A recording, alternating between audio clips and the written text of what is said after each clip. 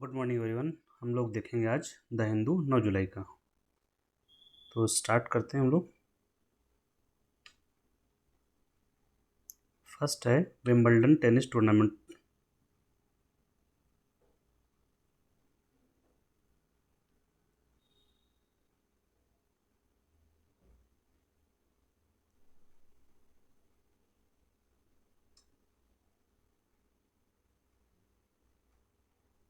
इस समय ये हो रहा है, कहाँ पर होता है ये, इसके बारे में हमें बेसिक जानकारी एटलीस्ट होनी चाहिए। तो ये टेनिस का टूर्नामेंट है और कहाँ होता है ये होता है ब्रिटेन में। और इसका कोर्ट कौन से कोर्ट पर खेला जाता है? कोर्ट वो होता है जहाँ पर ये खेलते हैं, तो ग्रास कोर्ट पर खेलते हैं, घास का कोर्ट होता है। तो ग्रैंड स्लैम जो होते हैं, जैसे 4 ग्रैंड स्लैम होते हैं, तो अलग अलग देश में होते हैं ग्रैंड स्लैम टूर्नामेंट टेनिस के। ठीक है, 4 होते हैं। पहला होता है ऑस्ट्रेलियन ओपन,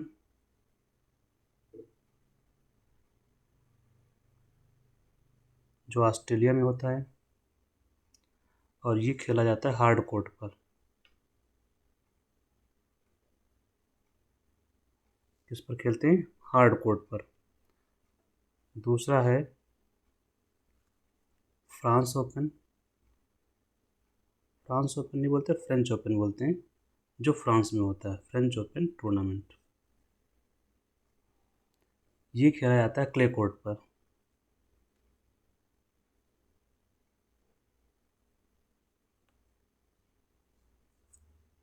इसके बाद आपका विंबलडन होता है, जो कि ग्रास कोर्ट पर खेलते हैं।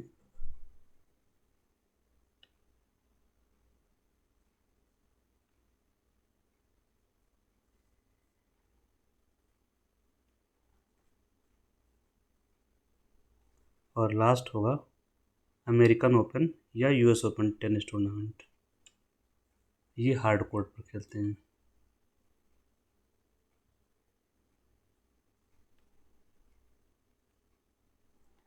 ये यहाँ तक 3 हो चुके हैं। हर वर्ष होते हैं चारों। ये भी हो चुका है और ये चल रहा है इस समय थर्ड विंबलडन। चौथा होगा इसके बाद। तो हमें इतनी जानकारी चाहिए थी कि कहाँ हो रहा है, कम से कम हमें ये पता हो, ताकि इसका रिजल्ट आए तो हमें याद रह सके। अच्छा, यहाँ पर जब रिजल्ट आते हैं इसके परिणाम, तो कैटेगरी में आते हैं। तो इसमें होते हैं प्लेयर्स के आधार पर डिवाइड करते हैं। तो एक होता है मेल का,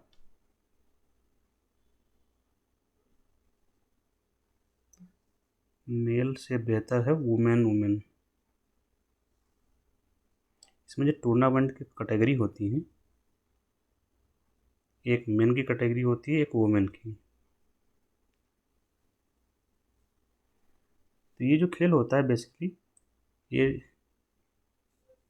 डिवीज़न हो गया, और एक प्लेयर इस तरफ होगा और एक प्लेयर इस तरफ होता है।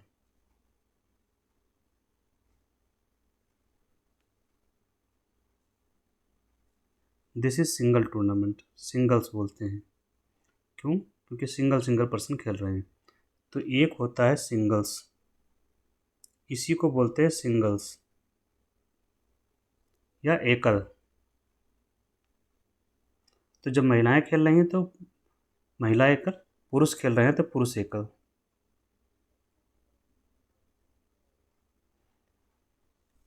और जब दोनों तरफ दो दो होते हैं तो इसको बोलते हैं डबल।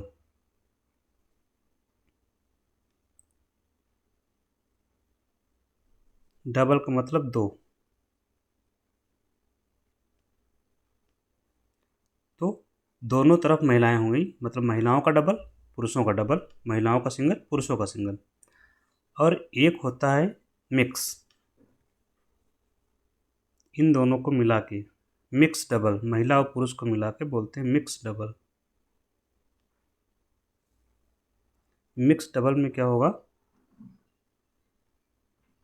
डबल का मतलब दो होंगे, तो 1 मेन प्लस 1 वुमेन।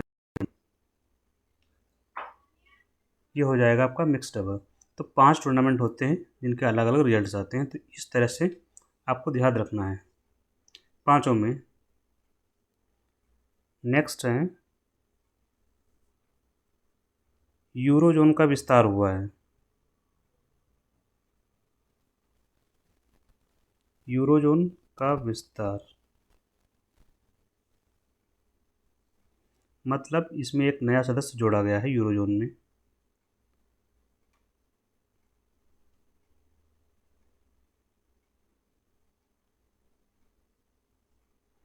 नया सदस्य क्या नाम है? बुल्गारिया।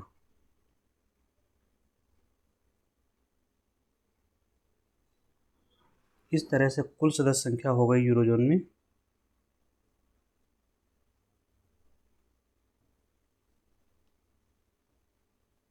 21। कब से प्रभावी होगा ये? तो 1 जनवरी 2026 अगले साल से।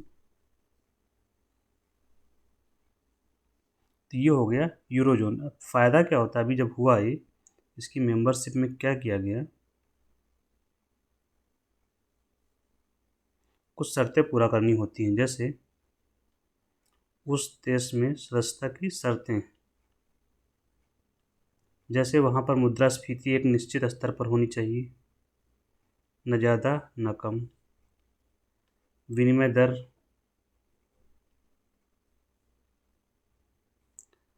ऋण सरकार पर कितना है, ये सब चीज़ें देखने के बाद इसकी मेंबरशिप दी जाती है। तो अभी जब ये मेंबरशिप दी जाएगी तब क्या होगा, यहाँ की जो मुद्रा होगी बुल्गारिया की, बुल्गारिया की मुद्रा, मुद्रा मतलब होता है जो करेंसी चलती है वहाँ पर। जैसे भारत में रुपया है तो इसकी मुद्रा की जगह पर अब उसके देश में क्या चलेगा, यूरो चलेगा। तो इसका स्थान यूरो ले लेगा। कैसे इन्होंने तय किया है कि जो बुल्गारिया की मुद्रा थी, लोकल मुद्रा,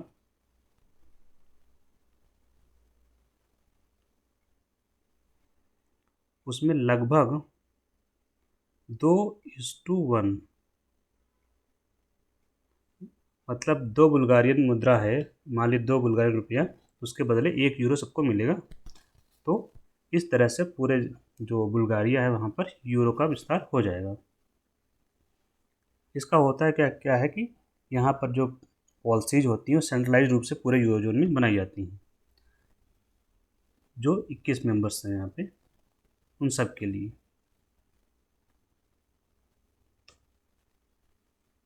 थर्ड है क्रिटिकल मिनरल्स को लेकर के।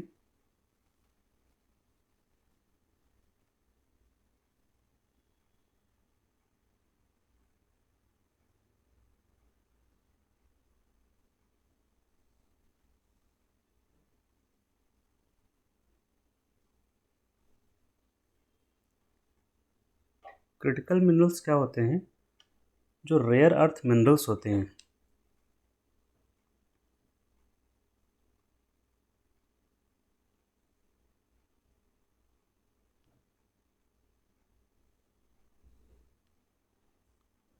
उन्हीं को बेसिकली इसमें इंक्लूड किया जाता है।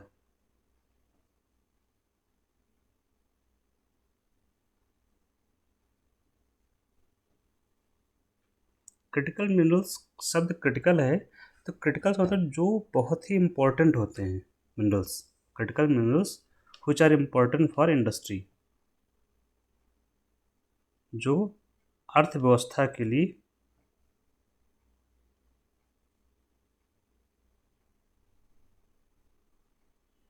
या उद्योगों के लिए अति आवश्यक होते हैं। मतलब उनके बगैर उद्योग का काम नहीं चल सकता, कोई चीज़ नहीं जा सकती। तो इसमें क्रम में जो क्रिटिकल मिनरल्स में आएंगे तो रेयर अर्थ मिनरल्स जो होते हैं वो क्रिटिकल में आते हैं। जैसे न्यूज़ में क्यों है, क्योंकि जो क्रिटिकल मिनरल्स होते हैं, जैसे हम ले सकते हैं आपका लिथियम है,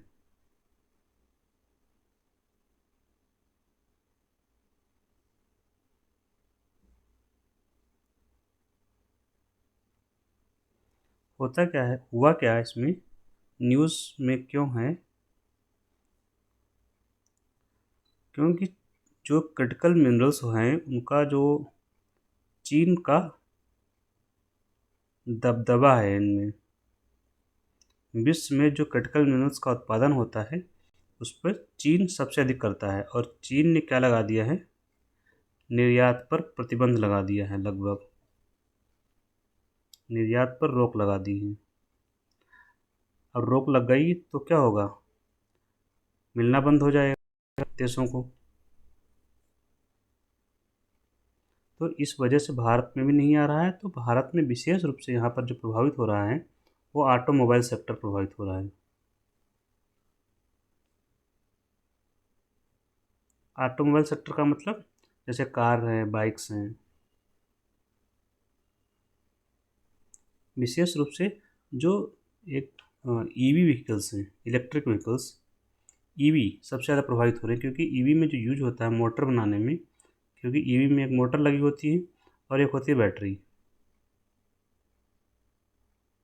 दोनों को ही बनाने में जो क्रिटिकल मिनरल्स होते हैं यूज होता है। जैसे मोटर बनाने में रेयर अर्थ मैग्नेट होता है, क्रिटिकल मैग्नेट, जो मैग्नेट इसमें लगता है उसके लिए हमें क्रिटिकल मिनरल्स चाहिए होते हैं, और बैटरी बनाने के लिए भी चाहिए होते हैं, लिथियम है, निकल है, ऐसे तत्व।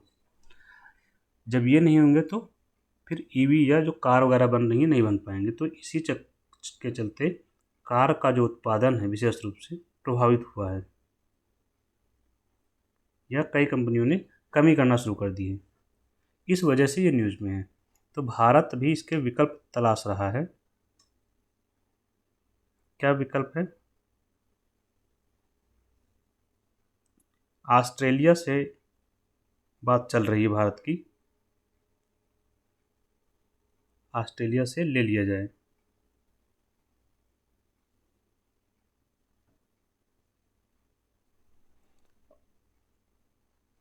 दूसरा विकल्प क्या हो सकता है भारत के पास, कि भारत जो सरकार है वह इन क्षेत्रों में निवेश करे,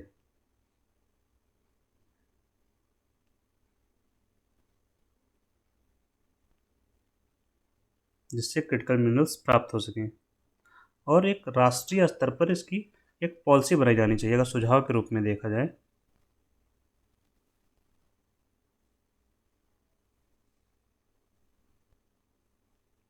स्ट्रैटेजिक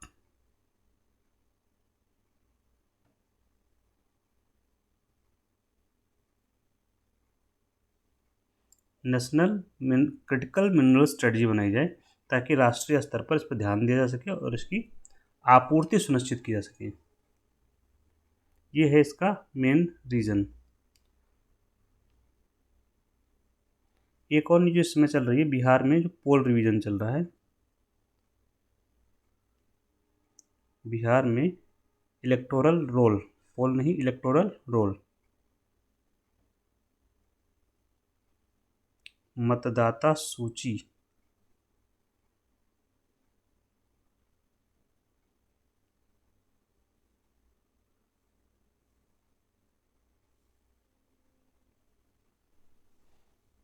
अब देखिए मतदाता सूची का जो काम है कौन करेगा, तो चुनाव करवाने का काम कौन करता है भारत में,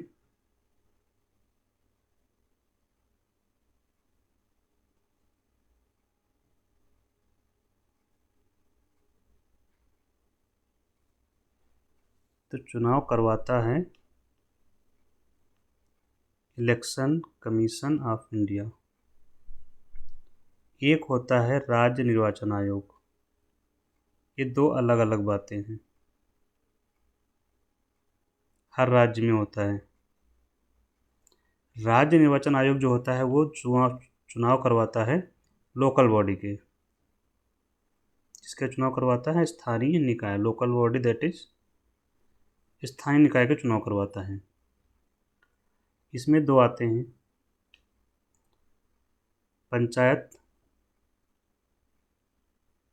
के चुनाव और अर्बन लोकल बॉडी, शहरी निकाय। शहरी निकाय में आपके जो म्यूनिसपैलिटी के चुनाव, मेयर के चुनाव, काउंसिल के एक साथ जो होते हैं वो पंचायत में ब्लॉक पंचायत, जिला पंचायत और प्रधानी के जो चुनाव होते हैं वो, तो ये करवाता है राज्य निर्वाचन आयोग। और इलेक्शन कमीशन ऑफ इंडिया, जिसको बोलते हैं भारत निर्वाचन आयोग,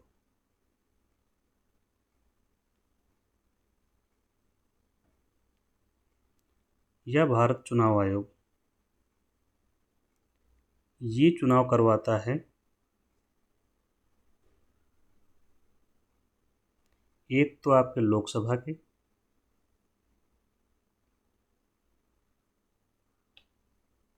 संसद और विधानमंडल।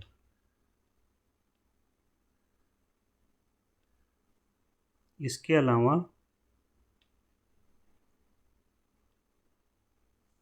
राष्ट्रपति और उपराष्ट्रपति, इनके चुनाव ये करवाता है। संसद में लोकसभा और राज्यसभा दोनों आ जाएंगी, और विधानमंडल में विधानसभा और विधान परिषद दोनों आ जाएंगे। तो इतने चुनाव भारत निर्वाचन आयोग करवाता है, या चुनाव आयोग हम लोग बोलते हैं। इस समय जो रिवीजन चल रहा है कहाँ पर, इस समय नवंबर में चुनाव ड्यू है,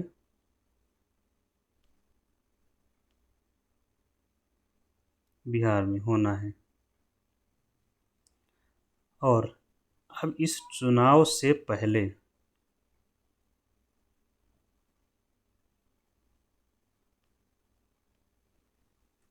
मतदाता सूची का रिवीजन करवा रहे हैं।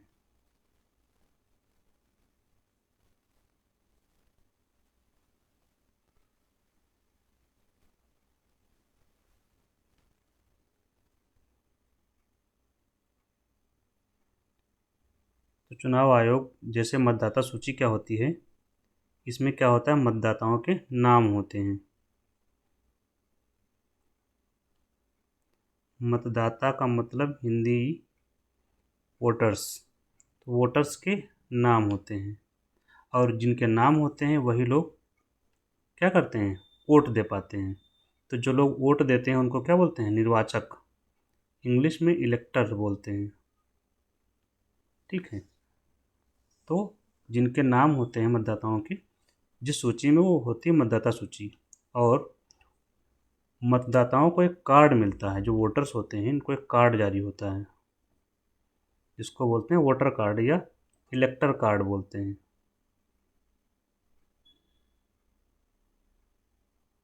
CARD, जब आप लोग सामान्य रूप से हम लोग बोलते हैं ना वोटिंग कार्ड,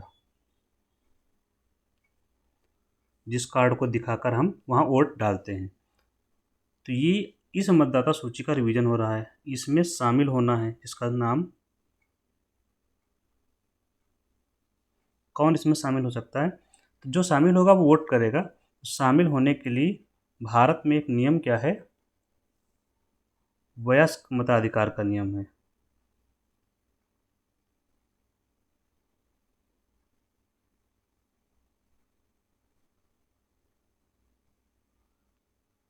मतलब जो व्यक्ति वयस्क है वो मतदान कर सकता है। वयस्क का मतलब नंबर 1, वह 18 साल का हो, 18 साल की आयु प्लस भारत का नागरिक हो।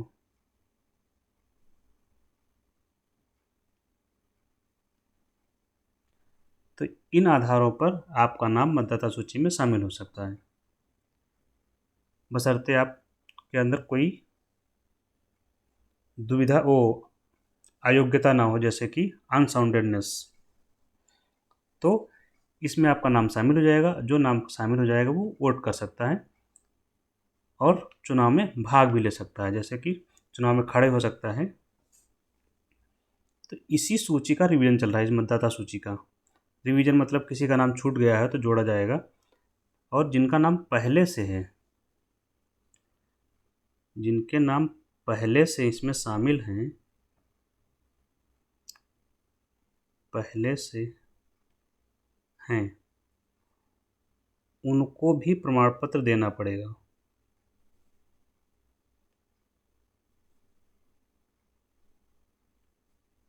किस बात का? कि वो भारत के नागरिक हैं।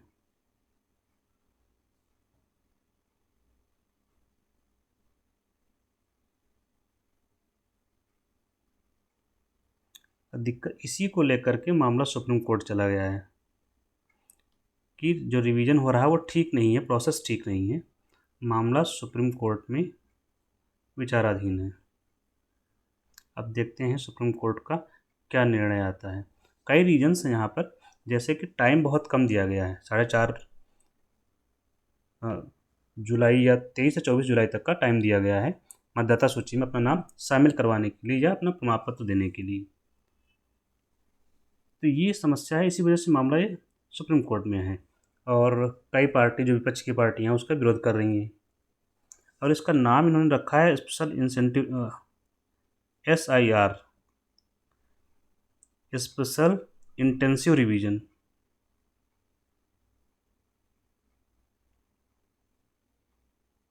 जो रिवीजन हो रहा है, तो आप लोग समझ गए होंगे किस चीज़ का रिवीजन हो रहा है। तो मतदाता सूची में नाम शामिल करवाने को लेकर के यहाँ दिक्कत ये भी है कि इससे पहले के जो वोटिंग कार्ड इशू हुए थे लोगों को, वो भी नहीं मान रहा है आयोग। ये भी न्यूज़ में है कि वोटिंग कार्ड जो पुराने वाले हैं उनको एक प्रूफ के रूप में नहीं मान रहा है। नेक्स्ट है FATF को लेकर के। ये क्या है?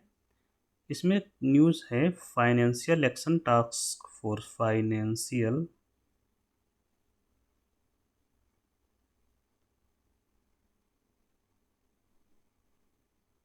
एक्शन टास्क फोर्स, वित्तीय कार्य टास्क बल। ये क्या है? इसकी स्थापना हुई थी 1989 में और इसका मुख्यालय कहाँ पर है?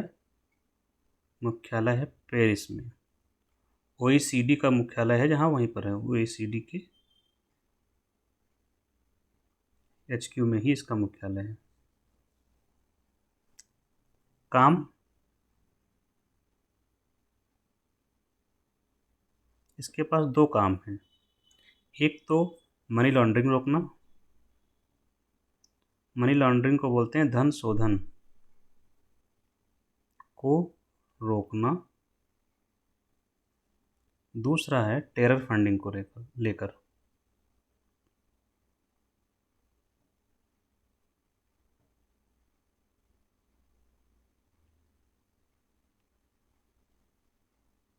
आतंकवाद के वित्तीयन को रोकना। अब देखिए दोनों ही फंड से जुड़े हुए हैं। धन शोधन भी फंड से जुड़ा हुआ है, पैसों से, और आतंकवाद का फंडिंग भी फंड से जुड़ा हुआ है। तो इसका मतलब ये हुआ कि जो वैश्विक फाइनेंशियल सिस्टम है उसमें पारदर्शिता लाना, वैश्विक वित्तीय तंत्र, ग्लोबल फाइनेंशियल सिस्टम में पारदर्शिता हो। तो ये इसके उद्देश्य हैं या कार्य हैं। कार्य से बेटर इसको लिखिए आप, उद्देश्य, कार्य नहीं। इसको उद्देश्य के हिसाब से ही कार्य किए जाते हैं, बट हेयर इसका उद्देश्य ये रहा। ठीक है, अभी क्या न्यूज़ में क्यों है?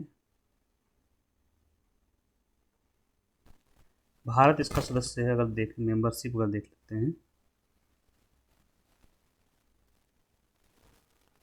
39 है और भारत इसका मेंबर है।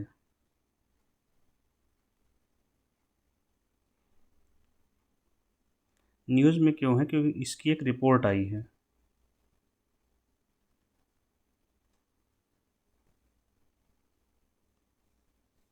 और उस रिपोर्ट में क्या कहा गया है? भारत में जो अटैक हुए थे, रिसेंट अटैक्स में आतंकी हमले, पहलगांव का जिक्र नहीं है, इससे पहले के जो हमले हुए हैं, जैसे कि पुलवामा अटैक है, उसमें कहा गया है कि इनकी जो फंडिंग हुई है, इन लोगों को जो पैसा मिला है वो कौन से तरीके से प्राप्त किया।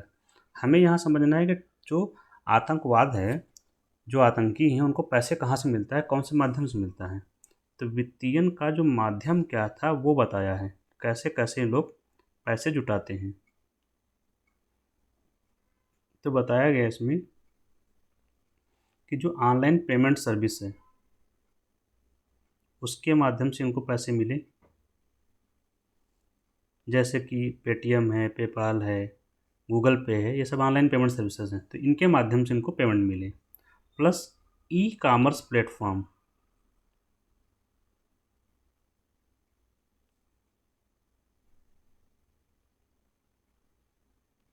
इनका इस्तेमाल किया गया, और वीपीएन का इस्तेमाल किया इन लोगों ने। तो ये मोड बने इनके फंडिंग के। ई काम जैसे वीपीएन है, वीपीएन क्या होता है, वर्चुअल प्राइवेट नेटवर्क। जब इस नेटवर्क पर कोई बात करता है या कोई काम करता है तो उसको ट्रेस करना बहुत मुश्किल हो जाता है वर्चुअल प्राइवेट नेटवर्क में।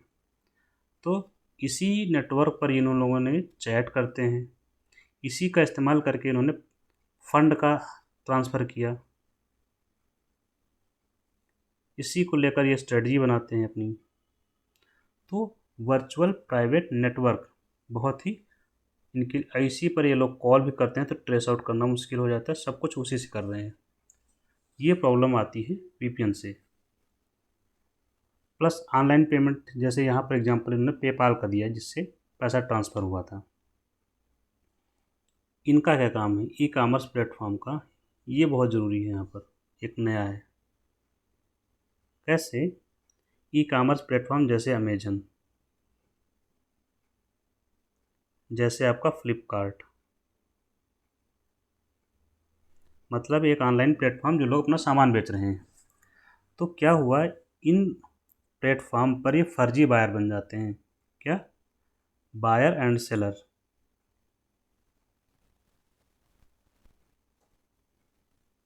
फर्जी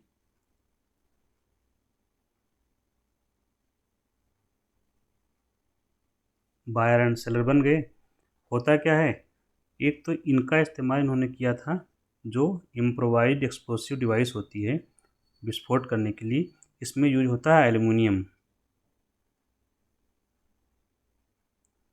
तो इसको भी इन्होंने इसी प्लेटफॉर्म से मंगाया था, अमेजन से ही ऑनलाइन। प्लस क्या होता है, पैसा कैसे आता है, जब जैसे कोई सेलर है, ठीक है, और एक बायर है, तो ये दोनों तरफ से सेलर बायर खुद ही बन गए। तो जिसको मान लीजिए पैसा भेजना है, तो जो ये है, ये इसको पैसा भेजेगा। तो तरीका होता है प्राइसिंग का, ओवर इन्वाइसिंग, अंडर इन्वाइसिंग। मतलब कोई आइटम है, उसका पैसा जो उसकी वास्तविक कीमतों से ज़्यादा कर देना, तो उसको बोलते हैं ओवर इन्वाइसिंग। इन्वाइस का मतलब होता है जो आपको बिल मिलता है, और उससे कम कर देना सामान्य से, तो अंडर इन्वाइसिंग। अब पेमेंट कौन करता है, बायर से सेलर को होगा या सेलर से बायर को होता है। तो जो बाई करता है वो पेमेंट करता है सेलर को। सेलर ने क्या किया, मान लीजिए कोई सामान है एक्स, ठीक है, अब उसकी कास्ट रख दी इन्होंने 10,000 रुपये। तो इसने सामान सेल किया इनको, अब ये ख़रीदा इन्होंने सामान, बाई किया, और इसके बदले में इनको 10,000 रुपये पेमेंट कर दिया।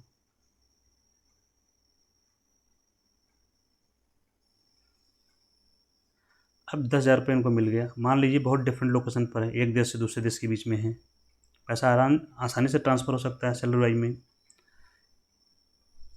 इन्होंने सेल किया, फर्जी सामान उनके पास गया, इनको 10,000 रुपये मिल गया। अब ये पैसा जिस देश में थे, मान लीजिए कि ये भारत में ही थे, तो इन्होंने सेल किया, विदेश में गया, इन्होंने पैसा पे कर दिया और 10,000 रुपये इनको मिल गया। ऐसे करोड़ों पैसा आ सकता है और यहाँ इनको मिल जाएगा और पता भी नहीं चलेगा पैसा कहाँ से आया है। ऐसा लग रहा है कि व्यापार हुआ है। तो जब व्यापार के थ्रू पैसा आ रहा है तो इसी बोलते हैं ट्रेड बेस्ड फंडिंग, व्यापार आधारित फंडिंग की जा रही है।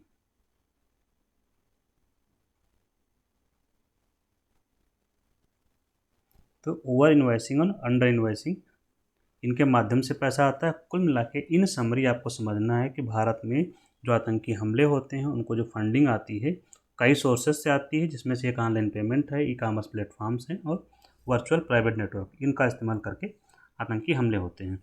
एग्जाम्पल में आपको देना है तो अमेजन फ्लिपकार्ट का दे सकते हैं, बाकी स्टोरी आपको समझने के लिए है। ठीक है,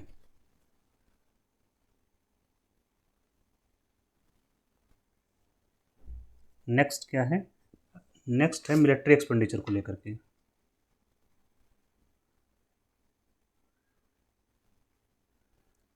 टेक्स्ट और कंटेक्स्ट में है बढ़ते सैन्य खर्च का प्रभाव क्या होगा।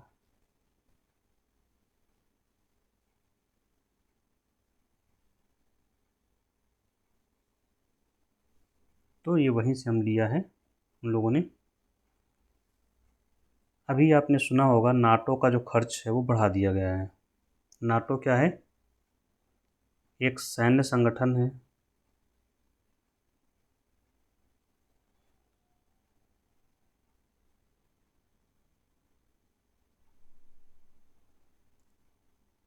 एक मिलिट्री ऑर्गेनाइजेशन, फुल फॉर्म आप लोग जानते होंगे, नॉर्थ अटलांटिक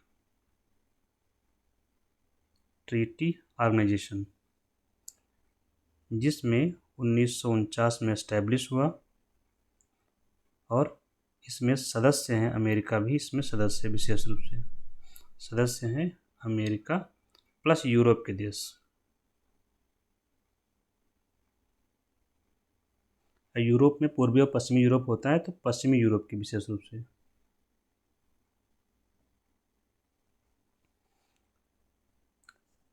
तो अभी नाटो की बैठक हुई, उस नाटो की बैठक में ये कहा गया कि सैन्य खर्च हम बढ़ाएंगे। सैन्य खर्च को बढ़ाकर कितना करने की बात हुई? 2% से बढ़ाकर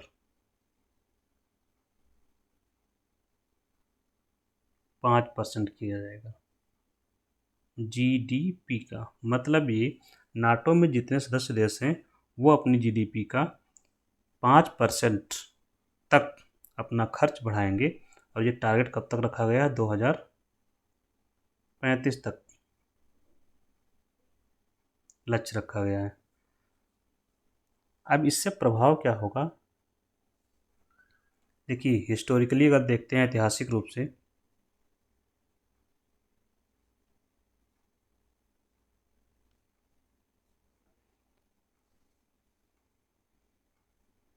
अभी जैसे 2000 जो ऐतिहासिक में पहले हम कोल्ड वार में देखते हैं, जो सेकंड वर्ल्ड वार के बाद का जो समय है उसको कोल्ड वार बोलते हैं। तो कोल्ड वार के दौर में हाईएस्ट खर्च किया गया इस पर, मिलिट्री पर सर्वोच्च खर्च रहा। यहाँ तक कि 1960 में 6% ऑफ जीडीपी खर्च किया गया। और इस समय अगर हम देखते हैं 2024 का डेटा, नहीं याद रखना आप लोगों को, 2024 में जो सिप्री की रिपोर्ट आई है, SIPRI, जो सैन्य खर्च को लेकर पब्लिश करता है, तो बताया सिप्री ने कि 2.7 ट्रिलियन खर्च हुआ 2024 में सैन्य खर्च के रूप में। अब इतना खर्च कैसे बढ़ा रहा है, इसका क्या कारण है? तो कारण इसके सबसे बड़ा जो कारण है वो रसिया वाला जो वार चल रहा है उसकी वजह से बढ़ा, और इजराइल, इनकी वजहों से क्या हुआ? खर्च बढ़ रहा है। और ये खर्च और बढ़ जाएगा 2025 की जब रिपोर्ट आएगी। तो कैसे? 2025 में दो बातें और जुड़ गई। एक तो भारत पाकिस्तान युद्ध, और इजराइल ईरान का वार जो हुआ उससे और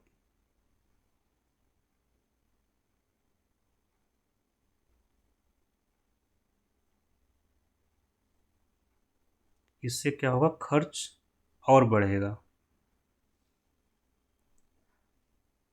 तो यहाँ पर जो अभी देखिए लार्जेस्ट जो एक्सपेंडिचर हैं,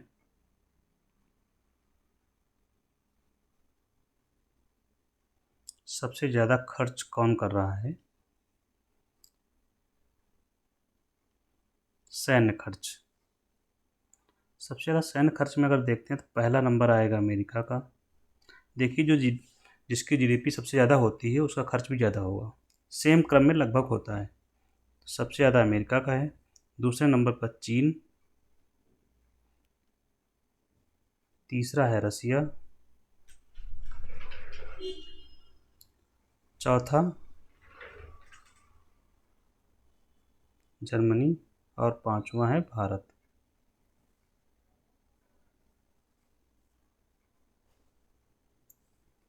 तो ये पांचों देश, इनका क्रम है खर्च करने का, सैन्य खर्च किसका कितना अधिक है। समरी में अगर देखें तो 80% जो सैन्य खर्च है वो 15 देश कर रहे हैं।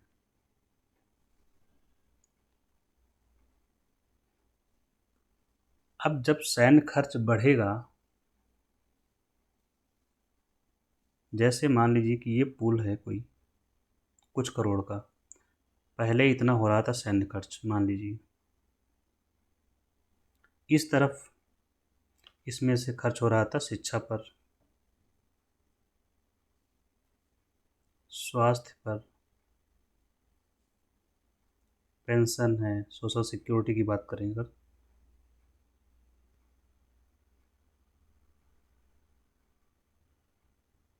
तो ये क्या है, इसको एक शब्द में अगर बोलें तो वेलफेयर पर जो खर्च हो रहा था।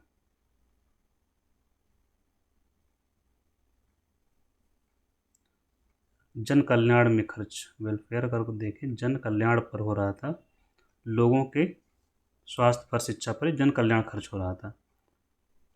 तो अगर ये खर्च है हमने जो दिखाया वो सैन्य खर्च दिखाया है, अगर ये सैन्य खर्च बढ़कर इतना हो जाए तो ये खर्च इतना जो बढ़ा, कुछ भी अमाउंट बढ़ा हो एक्स वाई जेड, हमें एनालिसिस करना है केवल, तो इतना अगर ये सैन्य खर्च में और बढ़ जाए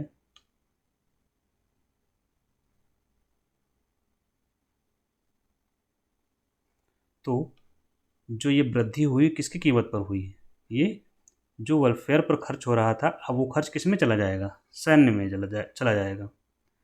तो इसका प्रभाव क्या होगा इन दोनों का, वेलफेयर में जो खर्च हो रहा था उसमें क्या होगी, जन कल्याण में कटौती होगी।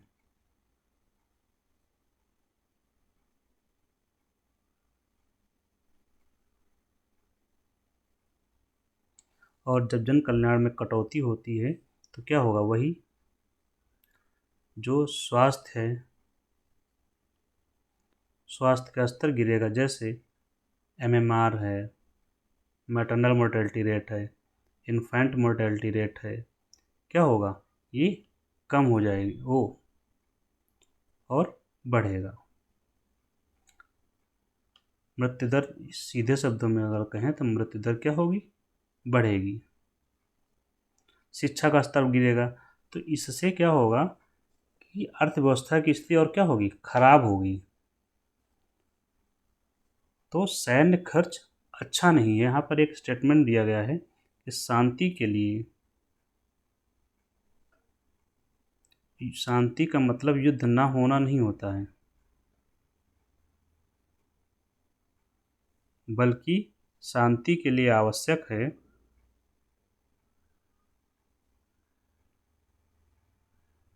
एक सस्टेनेबल हेल्दी लाइफ, स्वस्थ जीवन।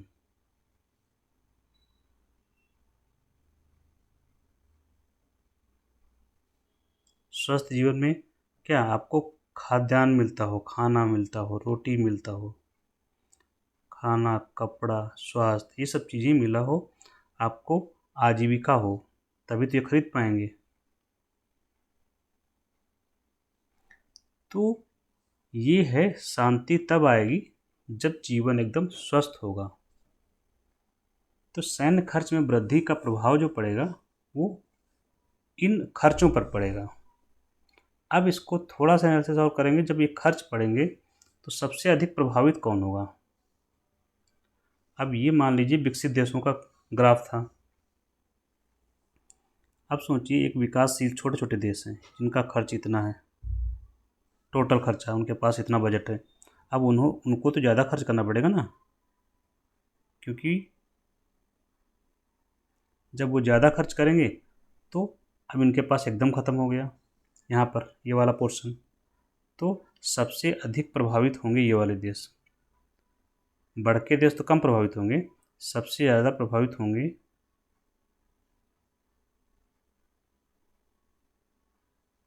कौन से देश, जो छोटे देश हैं। छोटे देश का मतलब जो छोटी अर्थव्यवस्था जो है जिनकी है।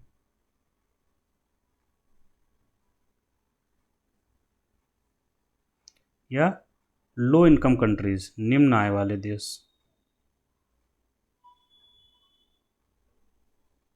निम्न आय वाले देश और मध्यम आय वाले देश जो हैं, इन पर सबसे अधिक प्रभाव पड़ेगा।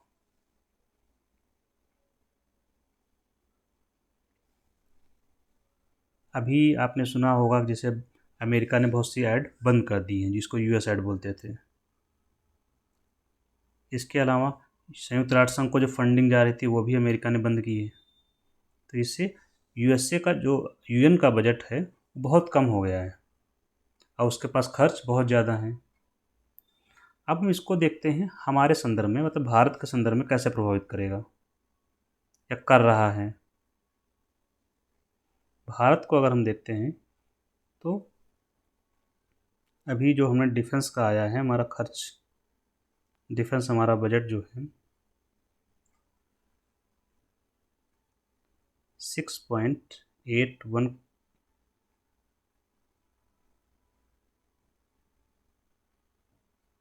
इतना बजट हमारा था, 6.81 लाख करोड़ का इस साल का बजट जो था लगभग। अब इसी में 50,000 करोड़ का एक्स्ट्रा सैंक्शन दिया गया है अभी, क्योंकि जो हमारा ऑपरेशन सिंदूर में खर्च हो गया है, जो चीज़ें ख़त्म हो गई हैं उनको फिर से भरा जाए, ये अतिरिक्त दिया गया। खर्च हमारा फिर से बढ़ गया। और जबकि हमारा अगर हम देखते हैं कि एग्जाम्पल के रूप में आयुष्मान भारत का एग्जाम्पल लेते हैं तो उस पर कितना खर्च हुआ।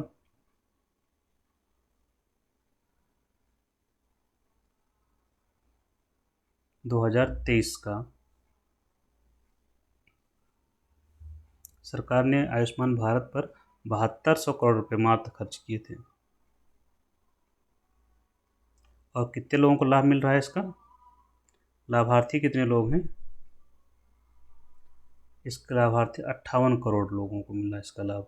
सोचिए मात्र 7,000 करोड़ खर्च करने से 58 करोड़ लोगों को स्वास्थ्य सुविधाएं मिल रही हैं। यहाँ कितना हमने बढ़ा दिया, 50,000 करोड़। सोचो अगर ये मिल जाए तो लगभग पूरी जनता कवर हो जाएगी इसमें।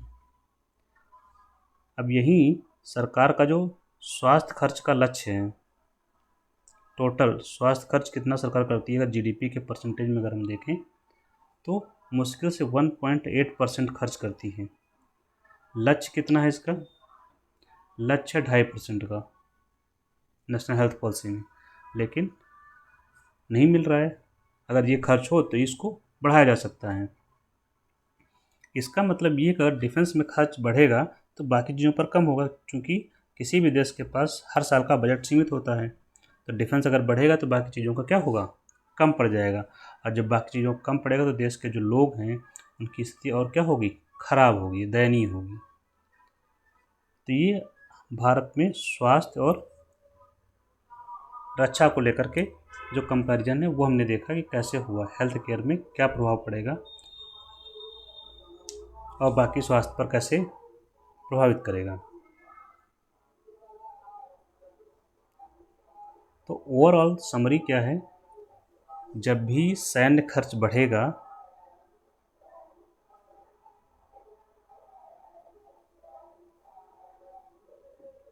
तो जो जन कल्याण खर्च है, सोशल वेलफेयर खर्च,